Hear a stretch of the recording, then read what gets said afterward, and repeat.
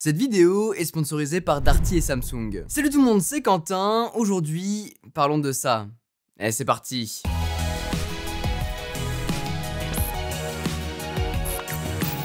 Il y a quelques mois, je vais vous partager mon retour d'expérience sur ce Samsung Galaxy Z Fold 2, un smartphone que j'ai adoré vous présenter. Depuis, j'utilise toujours, il est pratiquement tout le temps sur moi, mais avant d'aller plus loin, remettons un peu de contexte. Samsung, c'est une marque que j'admire beaucoup pour leur ambition et leur envie d'aller plus loin. Chaque année, on a le droit à un nouveau smartphone grand public, comme beaucoup d'autres constructeurs, mais aussi des tests, encore des tests, des échecs, comme des réussites. Chaque année est un nouveau défi qui au final fera ressortir une fonctionnalité. Mais ce sera une fonctionnalité qu'il y aura en plus sur un prochain modèle grand public et qui en s'additionnant aux autres fera de lui un bijou de technologie. Cela fait des années que je suis Samsung et que je me passionne pour leurs innovations et leur curiosité. Parce que parmi tous les constructeurs que je peux connaître aujourd'hui, ils font partie des rares qui osent. Parmi ces projets ambitieux, on peut en citer beaucoup, mais celui auquel je pense tout de suite, c'est le Galaxy Z Fold 2. Depuis qu'il est sorti jusqu'à aujourd'hui, il est devenu mon smartphone favori.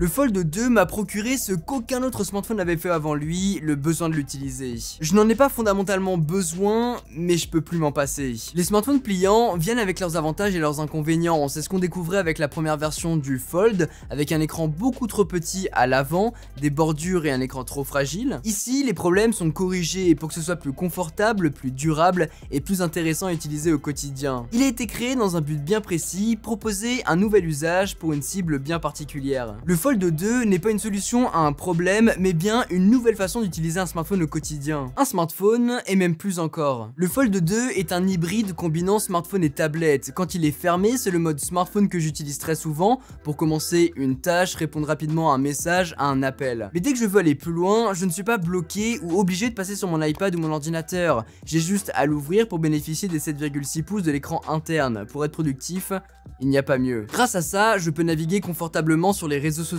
sur internet, dans ma bibliothèque musicale et j'en passe. C'est aussi ici que je m'amuse à retoucher mes photos quand j'en ai envie et que j'ai uniquement le Fold avec moi. C'est un confort qu'on ne retrouve nulle part ailleurs. Ça offre au quotidien une flexibilité dont j'ai besoin et c'est pour retrouver cette expérience que je l'ai précommandé dès le premier jour. Et c'est d'ailleurs pour ça qu'il m'est aujourd'hui difficile de retourner sur un smartphone Android classique après avoir goûté à cette innovation. Ici, je combine à la fois un smartphone et une tablette avec des outils de PC dans un form factor qui peut s'adapter en fonction de mes besoins. Ce Z Fold 2 est à la fois compact par rapport au nombre de possibilités qu'il embarque, mais en même temps assez imposant si on devait juste l'utiliser en tant que smartphone. Mais vous l'aurez compris, il n'est pas destiné qu'à cette utilisation. C'est un peu le couteau suisse numérique adapté pour la productivité. Que ce soit du gaming, de la navigation, des réseaux sociaux, de la productivité, des performances aussi, en photo et vidéo, il s'exécutera. Je peux très bien commencer une recherche sur le petit écran pour ensuite l'agrandir et avoir le confort d'une tablette. Cette continuité est très appréciable et surtout à double sens pour jongler d'un écran à un autre facilement. Je peux même créer des groupes d'applications pour avoir un usage simultané avec celle-ci,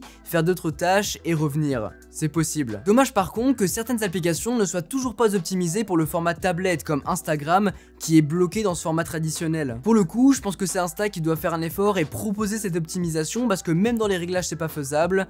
Mais voilà. Ça me bloque. Et puis ici, on a un grand écran 120 Hz, techno qu'on retrouve maintenant sur beaucoup de smartphones, mais pas tous. C'est toujours aussi appréciable, bien que devenu un détail, il reste important à mes yeux. Je vous parlais dans une précédente vidéo de mon workflow sur smartphone. Et bien, sur le Galaxy Z Fold 2, je suis la même logique, le tout pour gagner en temps de production. L'avantage, c'est que je peux mettre peu d'applications sur la partie smartphone comme j'aime l'appeler, et plus sur la partie tablette. Tout ça pour au final constituer le smartphone qui me corresponde vraiment. Ce Galaxy Z Fold 2 est donc atypique. De par son utilisation, c'est un ovni arrivé comme par magie dont je ne peux plus me passer aujourd'hui. Il a su créer un nouveau besoin mais qui reste très select à cause de son prix très élevé mais surtout de sa cible dont je vous parlais tout à l'heure qui n'est pas arrivée à maturité. Il n'empêche, il est devenu mon smartphone préféré et pour l'instant, aucun autre produit m'a fait changer d'avis. N'hésitez pas à me donner votre avis dans les commentaires sur la technologie des smartphones pliables. Est-ce que c'est quelque chose avec lequel vous vous voyez vivre, un truc que vous pouvez avoir dans la poche? C'est un prémisse de ce qu'on aura demain, mais qui sera bientôt dans les mains de chacun. Si cette vidéo vous a plu les amis, n'oubliez pas de mettre un gros pouce bleu, de vous abonner et d'activer la cloche si ce n'est pas encore fait.